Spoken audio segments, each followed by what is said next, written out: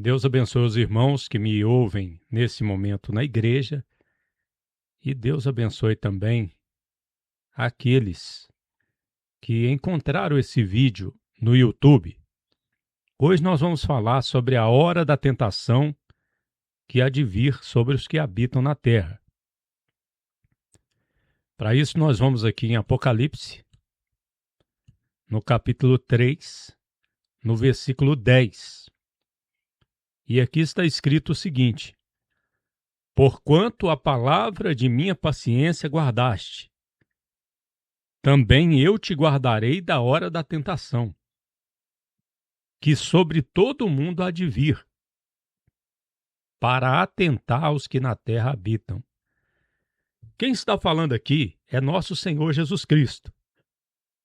E estas palavras são dirigidas à igreja em Filadélfia, mas também é dirigida a nós também, a todas as igrejas de nosso Senhor. Pois aqui no versículo 13 está escrito: quem tem ouvidos, ouça o que o Espírito diz às igrejas. Ou seja, o Senhor Jesus aqui, ele fala a respeito do arrebatamento da igreja, que tem que acontecer antes da hora da tentação. Veja que ele diz: porquanto a palavra de minha paciência guardaste, também eu te guardarei da hora da tentação, que sobre todo mundo há de vir, para atentar os que na terra habitam. E logo em seguida ele diz o quê? Eis que vem o presto. Guarda o que tens, para que ninguém tome tua coroa.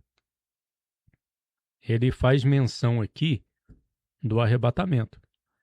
Eis que vem o presto. Eis que cedo venho.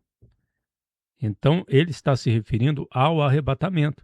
Ele vem para poder tirar a igreja aqui desta terra antes que venha a hora da tentação. Essa hora da tentação vai ser uma hora muito triste.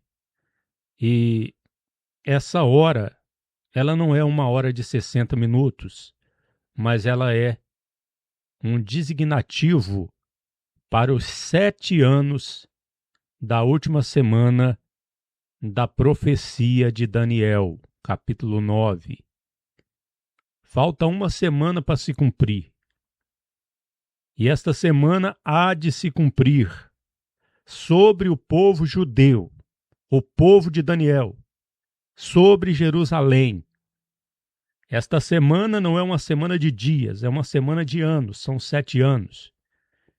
E Jesus se refere a esses 7 anos aqui como hora da tentação. Hora da tentação. É um designativo para os 7 anos que virá sobre Israel e sobre todo o mundo. E Jesus chama esse tempo de hora da tentação, que sobre todo o mundo há de vir, para atentar os que na terra habitam. Eu quero explicar aqui para os irmãos, usando aqui essa ilustração, para os irmãos entenderem quando lerem o Apocalipse e as profecias da Bíblia.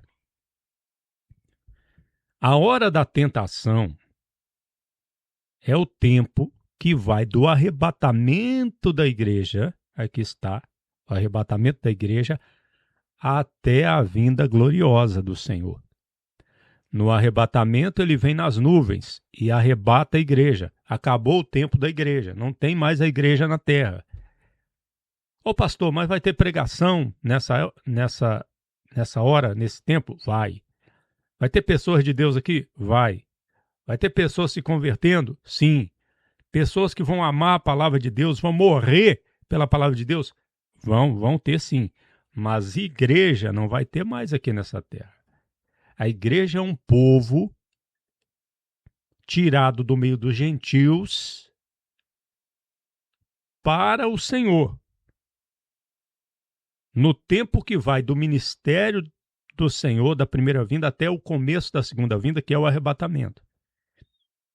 Então veja que aqui está a palavra igreja. O que vem antes do arrebatamento é a igreja. Nós estamos vivendo no tempo da graça, no tempo da igreja, no ano aceitável do Senhor. Então, o próximo evento é o arrebatamento.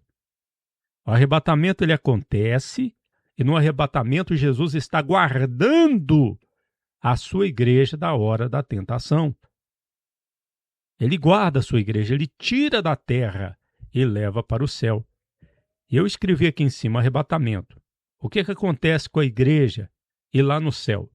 Depois do arrebatamento, o tribunal de Cristo, e depois as bodas do Cordeiro, e depois a vinda gloriosa do Senhor. Enquanto isso, aqui na terra, começa a hora da tentação. Veja que eu fiz um desenho aqui, ó. Aqui está o anticristo. Ele vai vir como cavaleiro do cavalo branco, montado num cavalo branco.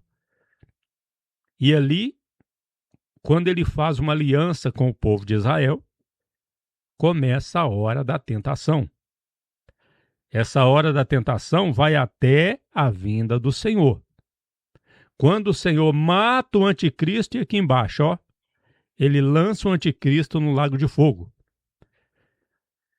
Quando o anticristo aparece, no início, o que acontece no início da hora da tentação, depois do arrebatamento? O anticristo aparece. Os dois profetas que nós cremos ser Moisés e Elias, eles aparecem em Jerusalém, pregando, profetizando, e vão profetizar por 1260 dias. E logo em seguida também os 144 mil judeus são selados para servir a Deus nesta terra. Então o evangelho, a igreja foi tirada no arrebatamento. Quem vai pregar a palavra de Deus, o evangelho, Deus vai falar com as pessoas nesse tempo da hora da tentação, através dos dois profetas, que cremos ser Moisés e Elias, e os 144 mil judeus selados, que não casaram nem mentira houve na sua boca. Então veja que eles aparecem, embora só lá em Apocalipse 11, que fala dos dois profetas, e Apocalipse 7, que fala dos 144 mil judeus, nós entendemos que eles surgem bem no início da hora da tentação.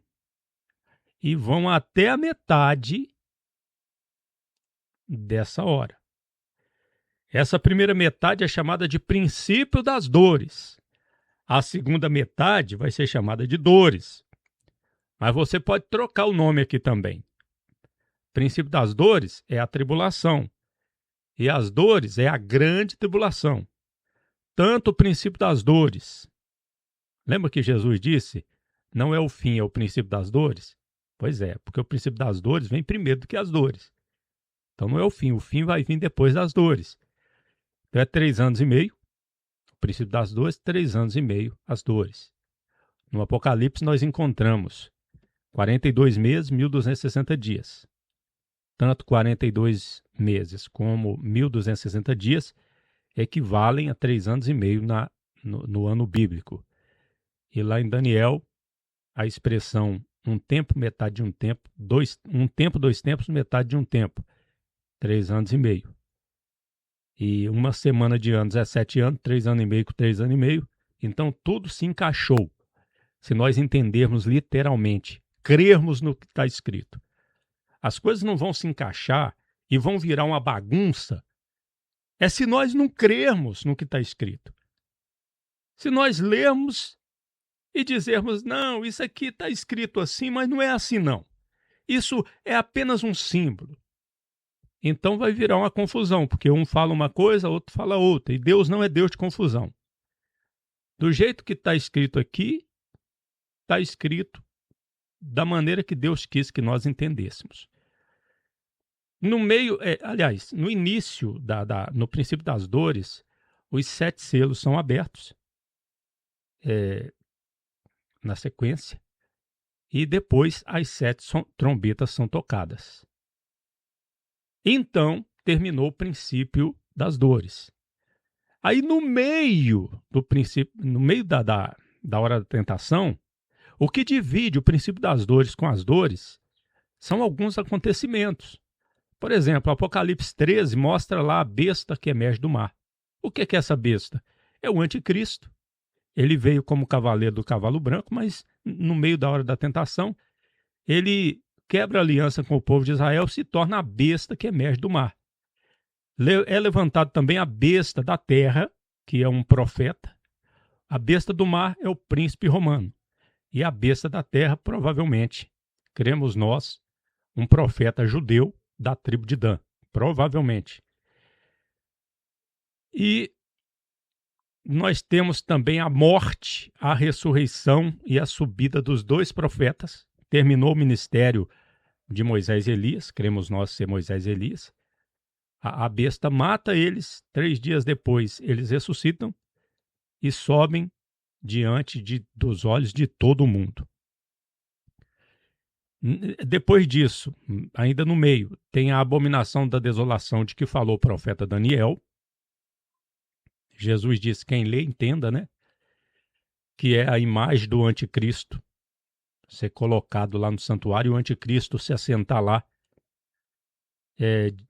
ostentando como se fosse o próprio Deus.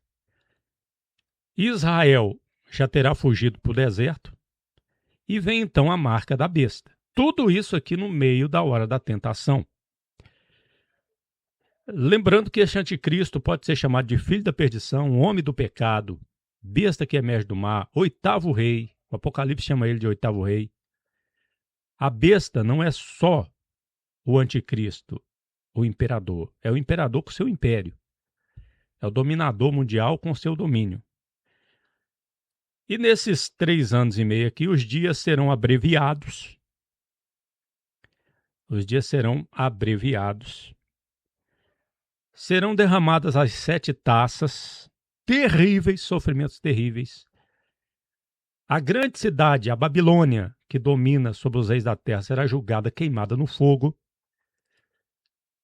Nesse tempo aqui, um anjo vai pregar um evangelho eterno voando pelo meio do céu. Nesse tempo aqui, os homens não vão se arrepender. Vale lembrar que acontece terremoto aqui no início, um grande terremoto no início do princípio das dores.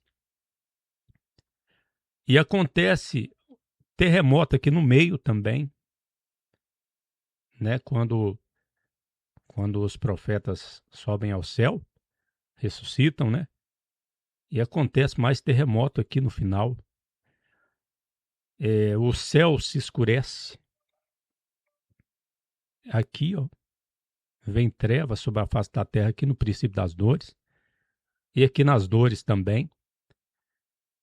E essa é a hora da tentação. Eu falei aqui resumidamente. E qual o objetivo de falar sobre isso aqui para os irmãos?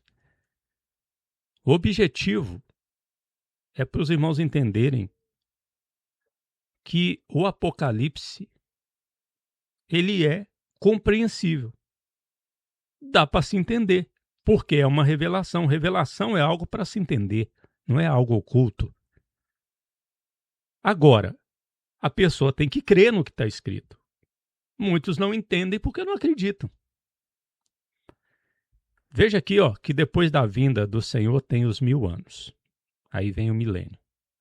Tem muita coisa para aprendermos, para ser falada sobre isso. Sobre o milênio. Depois vem o juízo final, o grande trono branco. Tem muita coisa para ser falada aqui, ó, no ano aceitável do Senhor, que é o tempo da igreja, que vem antes do arrebatamento. E tem muita coisa para ser falada aqui sobre a hora da tentação. Mas eu não posso deixar de falar algo muito importante aqui sobre a hora da tentação. Essa hora da tentação, ela está totalmente descrita em Daniel capítulo 9, 27. Resumidamente. Um versículo só em Daniel. Mas ela está totalmente descrita em Apocalipse, do capítulo 4 ao capítulo 20, ou ao capítulo 19.